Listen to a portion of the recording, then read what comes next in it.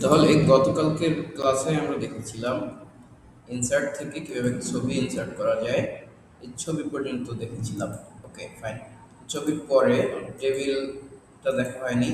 এরপরে দেখেন আছে শেপ। আমরা শেপ নিয়ে আজকে একটু কাজ করি।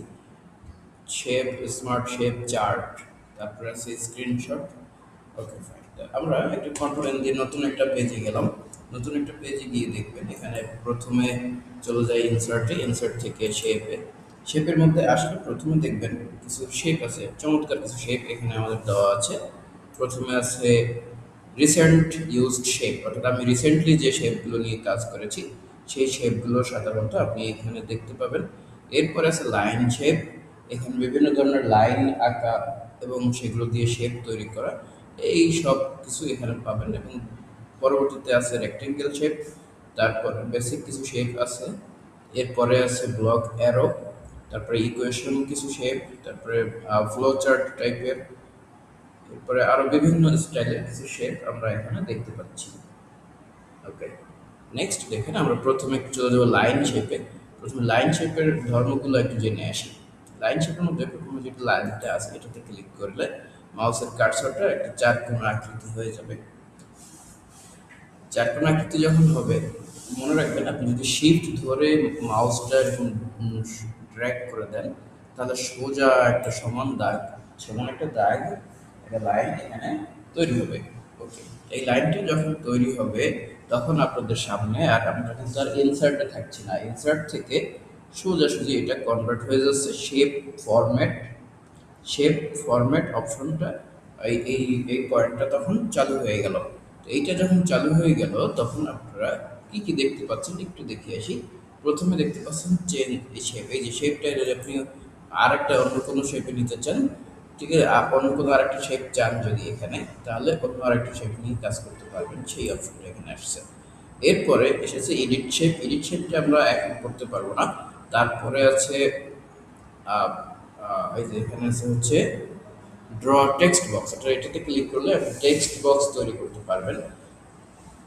এটাতে ধরেন ক্লিক করে দিই, তাহলে আমার সামনে আর একটা বক্স আসবে। এই একটা বক্স নিয়ে আমরা এখানে টেক্সট লিখতে পারবো, যে কোনো কিছু চাইলে লিখে দিতে পারবো। এই হলো এটার কাজ। আমরা এটা মুছে দিলাম। এখন দেখেন,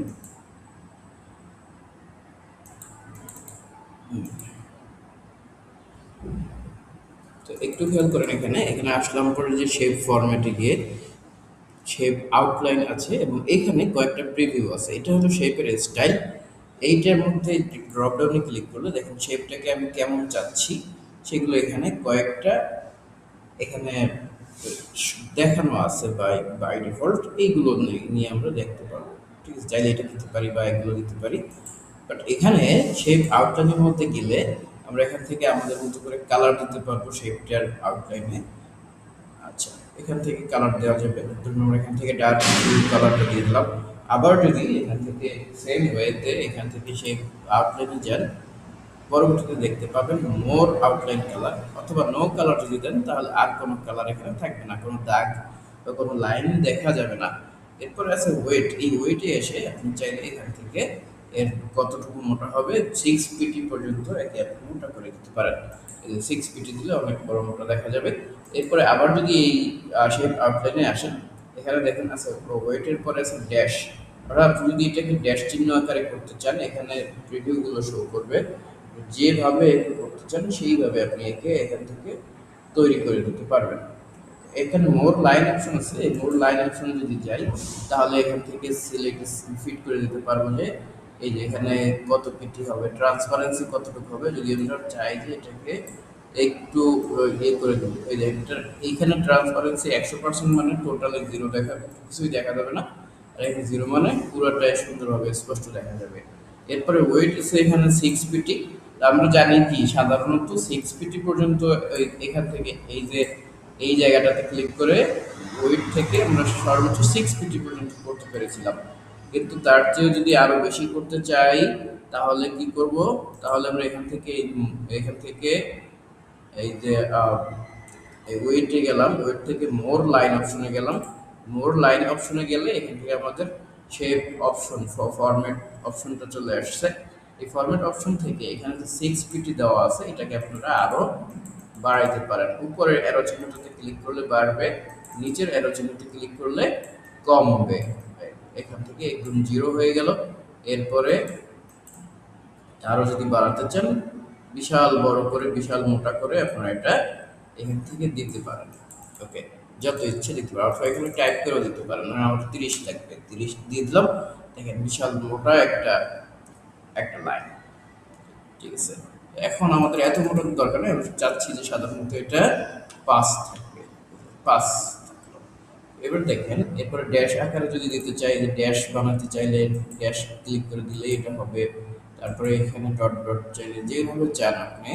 এখানে ক্যাপ টাইপ, এই দেখেন ক্যাপ টাইপটা আসলে কি আমরা একটু দেখে আসি। কারণ আমরা এটাকে এখান থেকে এই ডট বানাই দিলাম, হ্যাঁ, ডট অথবা ড্যাশ, ড্যাশ অথবা ড্যাশ ডট, এই যে ড্যাশ ডট যেটাই রাখি। এখানে আছে ক্যাপ টাইপ। আচ্ছা, এই ক্যাপ টাইপটা যদি ক্লিক করি, যদি স্কোয়ারে দেই, দেখেন স্কোয়ার দিলে কি হয়েছে, আমাদের যে জায়গাটা লাস্ট প্রান্ত, যেটা শেষ যে লাইনটা, এটাও কিন্তু এরকম কর্নারগুলো মাথাগুলো এরকম স্কোয়ার দেখাচ্ছে। তারপরে যদি এখান থেকে রাউন্ডে ক্লিক করে দেই, তাহলে দেখেন প্রত্যেকটার মাথাগুলো কিন্তু রাউন্ড হয়ে গেছে, তাই না? এখন এইটা হলো এই জায়গার কাজ, হ্যাঁ? এইটা কাজ। আমরা যদি এখান থেকে ফ্ল্যাট দিয়ে দেই, তাহলে দেখেন এগুলা আবার আগেরটার মতো ফ্ল্যাট হয়ে গেছে, এরকম ফ্ল্যাট হবে। এরপরে আছে জয়েন্ট টাইপ। এই জয়েন্ট টাইপে আছে রাউন্ড, বেভেল আর আছে মিটার। আমরা যদি রাউন্ড করে দেই, তাহলে এই জয়েন্ট টাইপটা রাউন্ড হবে। আচ্ছা, এখানে দেখেন, ওকে, এটা যদি আমাদের এরকম থাকলো। এরপরে আছে দেখেন, আমরা এটাকে সাধারণত মিটার করে রাখবো। এরপরে আছে যেটা, এটা হলো begin with begin arrow type. এই যে অ্যারো, অ্যারো কিভাবে দেবো আমরা, এই যে অ্যারো এরকম চাইলে দিতে পারবো, অথবা আমরা যে ধরনের অ্যারো চাই না কেন সেগুলো আমরা এখান থেকে দিয়ে দিতে পারবো। ফাইন। আর যদি না চাই, ধরেন এই পর্যন্ত আসলাম, এখন কোনো অ্যারো চাচ্ছি না, তাহলে কি করব, তাহলে এখান থেকে এই প্রথমটাতে নো অ্যারোতে ক্লিক করে দেব। আর এখান থেকে যদি ড্যাশ চিহ্ন টিহ্ন এগুলো কিছু না চাই, তাহলে ড্যাশ টাইপে এখানে এসে প্রথমটায় ক্লিক করে দেব। তাহলে আবার আমাদের আগের মতো হয়ে গেল। আমাদের এই যে ইন্ড অ্যারোটাতে ক্লিক করি, এখন এই ইন্ড অ্যারোতে এসে আবার যখন আমরা এটাতে ক্লিক করে দেবো তখন চলে গেল। আচ্ছা, আমি আরেকবার বুঝিয়ে দিচ্ছি বিষয়টা।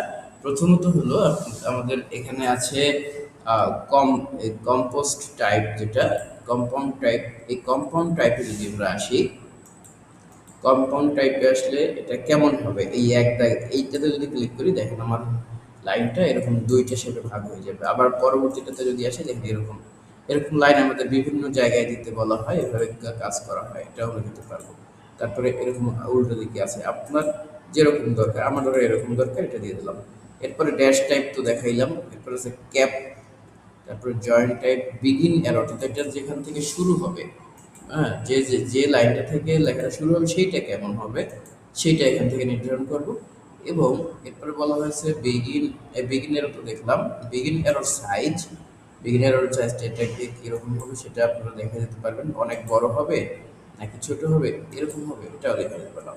এরপরে বলছে যে ইন্ড অ্যারো টাইপ, ইন্ড অ্যারোর স্টাইলটা কেমন হবে, ইন্ড অ্যারো কি এরকম হবে নাকি এরকম হবে। ইন্ড অ্যারো বলতে ডান পাশেরটা। আবার ইন্ড অ্যারোর সাইজটা কেমন হবে সেটা আমরা এখান থেকে দেখে দিতে পারবো। আমরা যদি ইন্ড অ্যারোকে এভাবে অফ করে দিতে চাই, তাহলে আবার ইন্ড অ্যারো টাইপে এসে এখান থেকে নো অ্যারোতে ক্লিক করলে এটা অফ হয়ে যাবে।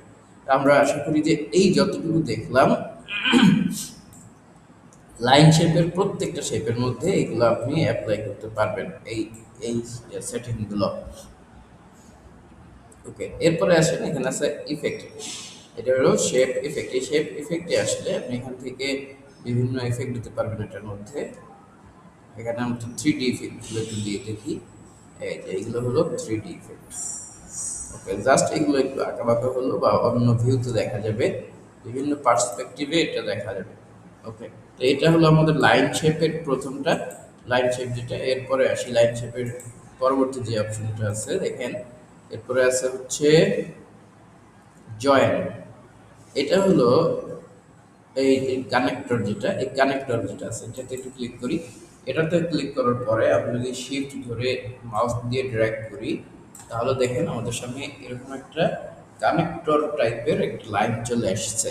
এই কানেক্টর টাইপের লাইন আর এই উপরে যে লাইনটা দিয়ে দিয়ে যা যা করেছি সবগুলোর সেটিং কিন্তু একই রকম। বাট এই কানেক্টরে একটা এক্সট্রা কিছু আছে, সেটা হলো এই মাঝখানে দেখেন একটা কন্ট্রোল পয়েন্ট আছে। এই কন্ট্রোল পয়েন্টে এটা হলুদ চিহ্ন আছে গোলাকার, এটা মাঝ থেকে ড্র্যাগ করে ধরে আপনি যদি ডান দিকে টান দেন, দেখেন এইটা এরকম ডান দিকে চলে আসছে, আবার এরকম যত ডানে দেবেন তত ডানে চলে আসবে। আর যদি বাম দিকে দেন তাহলে এই বাম পাশেরটা কন্ট্রোলে থাকবে। ঠিক আছে, ডান পাশ বাম পাশ এরকম কন্ট্রোল করতে হলে আমরা এটাকে এই মাঝখানের হলুদ বাটনটা ধরে এটাকে ড্র্যাগ করে নিব যেদিকে চাই সেদিকে, অর্থাৎ ডান এবং বাম এই দুদিকের মধ্যে। এরপরে আমি যদি এটা এখান থেকে আউট শেপ আউটলাইন চেঞ্জ করতে চাই, সাপোজ এখান থেকে এই জায়গাটাতে যাব, ওয়েটে গিয়ে আবার যদি মোর লাইনে ক্লিক করি, তাহলে সেম আবার আগের মতো এই দিক এই জায়গাটা চলে আসবে।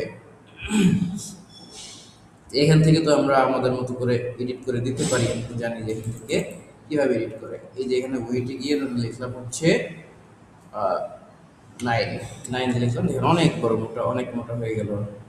তারপরে এখান থেকে আমাদের আমাদের এই যে কম্পাউন্ড অফ টাইপ যেটা আছে, এই কম্পাউন্ড টাইপে এসে সাপোজ এখানে 3 লাইন করে দিলাম, এই যে লেখাটা 3 লাইন হয়ে গেল প্রত্যেকটা।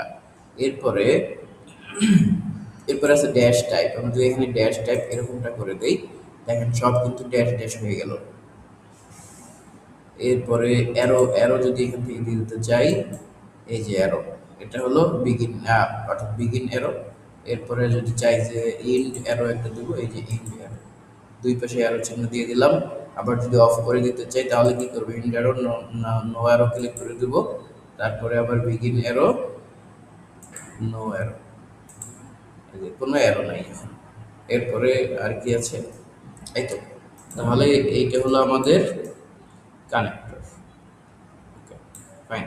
এরপরে দেখি আমরা চাই এটাকে একদম আগের পর্যায়ে আগের মতো, অর্থাৎ এই ড্যাশ চিহ্ন রাখবো না। তাহলে কি করবো, ড্যাশে যাব, ড্যাশে গিয়ে সলিডে ক্লিক করে দেবো, তাহলে আর ড্যাশ চিহ্ন থাকবে না। এই হলো আমাদের এইটার কাজ, কানেক্টর টাইপের। এরপরে কি আছে দেখি একটু, এরপরে কানেক্টরের পরে আছে যেটা প্রয়োজনীয়, সেটা হলো কার্ভ। কার্ভের কাজ হলো, এরকম একটা কার্ভ তৈরি করব।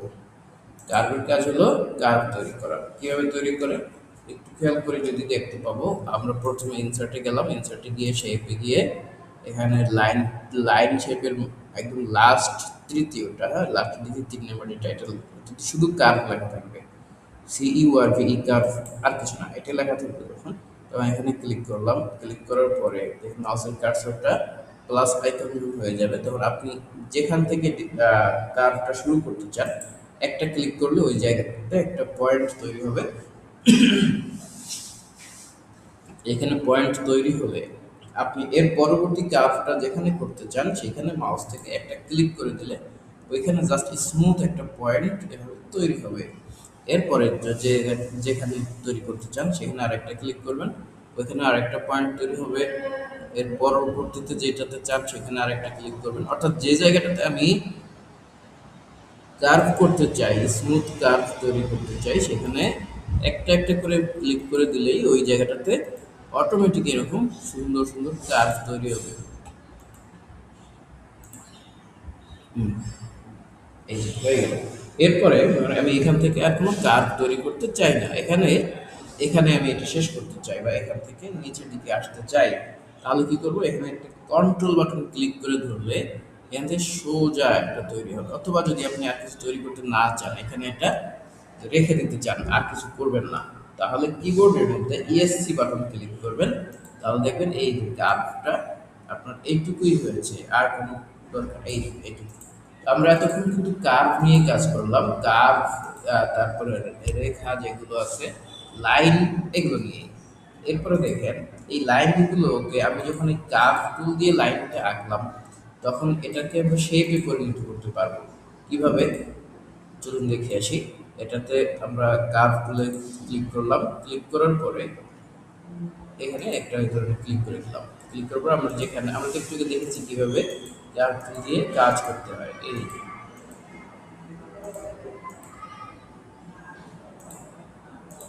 সাপোজ এই জায়গাটাতে আমি এটা শেষ করে দেবো, তখন শেষ করে দেবো বলতে এইখান থেকে খাড়া হবে, এটা নিচে নামবে। আমরা এখানে যদি কিবোর্ড থেকে কন্ট্রোল প্রেস করে ধরি, তাহলে দেখবেন এখানে এরকম একটা সোজা দাগ তৈরি হবে, একটা কর্নার তৈরি হবে। তারপরে আমি যেখানে এটাকে আর একটা কর্নার তৈরি করতে চাই সেখানে একটা ক্লিক করে দেবো, সেখানেও একটা এরকম পয়েন্ট তৈরি হচ্ছে। আমি এবার ডান দিকে চলে যাচ্ছি। ডান দিকে গিয়ে একটু খেয়াল করেন এই জায়গাটাতে আরেকটা ক্লিক করে দিলাম। তারপরে এসে এখানে আরেকটা ক্লিক করলাম। এই যে জায়গাটুকু আছে আমি এখানে ঠিক যেখান থেকে শুরু করেছিলাম সেই জায়গাটাতে যখন আমি মিলায়ে দেবো, মাউসের কার্সরটা মিলিয়ে মাউসটা জাস্ট রেখেছি, কোনো ক্লিক করি নাই ওইখানে, এই জায়গাটাতে রেখেছি। দেখেন তাহলে আমার এই জায়গাটার ভিতরে কিন্তু ফিল চলে এসেছে। ভিতরে ফিল চলে আসা মানে হলো এটা এটা এখন শেপে পরিণত হয়ে গেছে। এখন আর শুধু কার্ভ নাই, এটা এখন আর কোনো একটা রেখা নাই, এটা কোনো লাইন না, এখন এটা একটা শেপে পরিণত হয়ে গেছে। আচ্ছা, এখন কি আমি এটাতে একটা ক্লিক করে দেই এই জায়গাটাতে, তাহলে এটা একটা শেপে পরিণত হয়ে গেছে। এখন আপনি এখানে শেপ, শুধুমাত্র শেপ আউটলাইনটা এখন ওপেন আছে এমনটি না, উপরে দেখুন শেপ ফিলটাও এখন ওপেন আছে। আপনি চাইলে শেপ ফিলটাকেও এখন এখানে কালার দিতে পারবেন, বিভিন্নভাবে চেঞ্জ করতে পারবেন। এইভাবে আমরা মূলত লাইন শেপের কাজগুলো করলাম। লাইন শেপ দিয়ে দেখলাম। এরপরে দেখেন লাইন শেপে আরো একটু কাজ আছে। লাইন শেপের পরবর্তী আরেকটা অপশন আছে, দেখেন এটাকে বলা হয় ফ্রিডম শেপ। এই ফ্রিডম শেপে যখন ক্লিক করবেন তখন আপনি আপনার মতো করে বিভিন্ন শেপ তৈরি করতে পারবেন। যেমন ধরেন আমি এখানে একটা তৈরি করলাম, এই যে একটা ক্লিক করলাম, ঠিক আগেরটার মতো কার্ভেলের মধ্যেই এরকম একটা অপশন চলে আসলো। আপনি যেখানে ক্লিক করবেন ওইখানে কোনো রাউন্ড হবে না। ওইখানে আগেরবার কি হয়েছিল, কার্ভ তৈরি হয়েছিল, আর এখন কি হবে না, ওখানে কোনো কার্ভ তৈরি হবে না। একটা ক্লিক করবেন, যেখানেই ক্লিক করবেন এই কর্নার যেখানে শুরু করেছিলেন ওখানে মিলিয়ে দিলে শেপ তৈরি হবে, আর মিলিয়ে না দিলে শেপ তৈরি হবে না। কার্ভ একটা একটা জাস্ট একটা লাইন তৈরি হবে। আমরা আবার ট্রাই করি, লাইন তৈরি করবো এবার একটা। এই যে একটা ক্লিক করলাম, এই আর একটা করলাম, আর একটা করলাম, আর একটা করলাম, এই যে আমরা এইখানে শেষ করে ফেলবো, আর কিছু করবো না। তাহলে কিবোর্ড থেকে ইএসসি বাটন ক্লিক করলে এখানে এটা ইন্ট হয়ে গেল। এই যে একটা আমরা ফ্রিডম শেপ তৈরি হলো। এরপরে আমরা আবার যদি এখানে যাই ইনসার্টে গিয়ে শেপের পরে আবার এখানে একটু যাই, দেখেন এখানে সাপোজ আমরা একটা এরকম তৈরি করলাম, কিন্তু এই জায়গাটা চাচ্ছি আমরা একটু এলোমেলো হবে, যেন ছবি হাত দিয়ে কলম দিয়ে এঁকে দিলে যেরকমটি হয় সেরকমটি। সেটা করার জন্য মাউসটাকে ধরে যদি আমরা হাত দিয়ে কলমের মতো ইউজ করতে থাকি, তাহলে দেখেন আমাদের সামনে এইরকম কিছু অপশন তৈরি হবে, হাতের লেখার মতো। ওকে, এখানে ছেড়ে দিলাম, তাহলে এই জায়গাটুকু তৈরি হয়ে গেল। আবার এখানে এসে জয়েন করে দিলে জয়েন হবে, আর জয়েন না করে দিলে লাইন তৈরি হবে। এইটাও আমাদের ফ্রিডম টুল দিয়ে করা যায়। চলে যাই আবার ইনসার্টের মধ্যে আরেকটা, এই শেপের মধ্যে আরেকটা আছে, এটাকে বলা হয় ফ্রিডম স্ক্রিবল। এই ফ্রিডম স্ক্রিবল ক্লিক করে দিলে আপনি এখানে কোনো একবার ক্লিক করে কোনো কিছুই পাবেন না, একবার ক্লিক করলে এটা চলে যাবে। আপনি জাস্ট কলমের মতো ইউজ করতে হবে, এক কলম বা পেন্সিলের মতো এখানে ক্লিক করে ধরে আপনি যদি কোনো কিছু আঁকে দেন, যতক্ষণ আপনি এটা হাতে নিয়ে কাজ করবেন ততক্ষণ এটা চলবে। ছেড়ে দিলে এটা চলে যাবে। ছেড়ে দিলে এই যতটুকু কাজ করেছেন ততটুকু নিয়েই একটা শেপ হোক অথবা লাইন হোক, যেটাই হোক ওটাই থেকে যাবে। এই হলো ফ্রিডম স্ক্রিবল টুলের কাজ। ওকে, এরপর দেখেন এরপরে আছে আমাদের আরো শেপ আছে, যেমন রেক্টেঙ্গেল আছে। রেক্টেঙ্গেলের মধ্যে কয়টা শেপ আছে, কয়টা রেক্টেঙ্গেল আছে?